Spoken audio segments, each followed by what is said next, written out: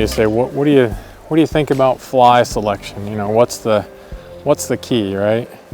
And there's all kinds of different debates on flies, profiles, colors, etc.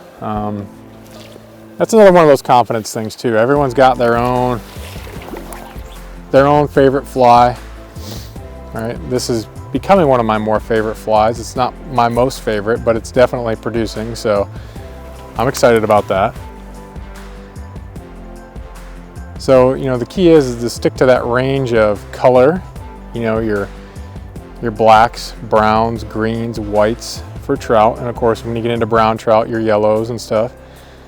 So you got your color base, and then because you're swinging, you know, profile is a big deal, you know, so this fly is more of a profile style fly. So with this fly, I'm looking to show the fish more of a profile, a little bit of wiggle with some rubber legs. But other flies, you know, with dumbbell eyes, like my panic button that I tie, I'll have a video linked up here for the panic button, but dumbbell eye fly doesn't have to be dumbbells. You can tie it with bead chain or any one of your favorite weighted systems. Yeah, I like the up and down wiggle of that fly. It does have rubber legs, but it also has a bigger piece of marabou and gives off a lot more wiggle. By far my favorite fly. Something I'd probably be using if I didn't have this intruder on here just for the heck of it. But just one of those confidence fly things. There's a lot of them out there on YouTube, a lot of great flies by some great tires, and no reason not to give a bunch of those a try. But you know, if I were to answer like what are some things that I think about when I'm out here fishing, of course everyone has their own, you know, faults and fixes, and of course earlier I was talking about really paying attention to, you know, what your fly is doing, getting the fly to turn over, thinking about where those fish are, trying to get it in front of them.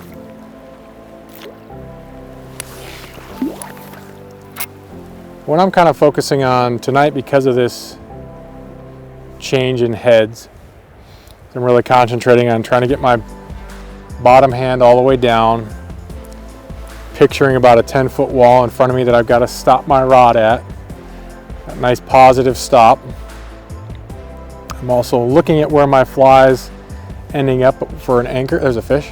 Oh, short grab. I would have gotten a grab in that same spot. There's a fish. Oh, I lost him. Oh, he's pulling line. So that's two grabs in that spot.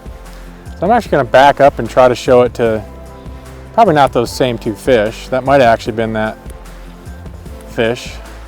I'm going to back up a little bit. I'm going to swing just shy of that.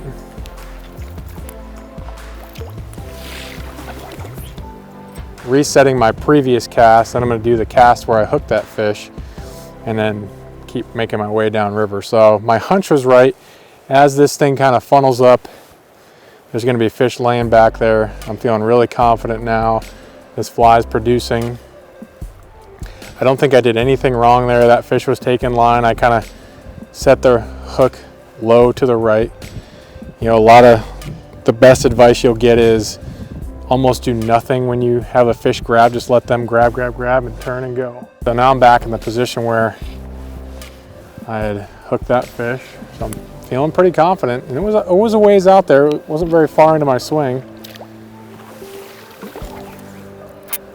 Cast is feeling much more powerful, that's for sure. I am a little worried about my camera, but sacrifices we make, right?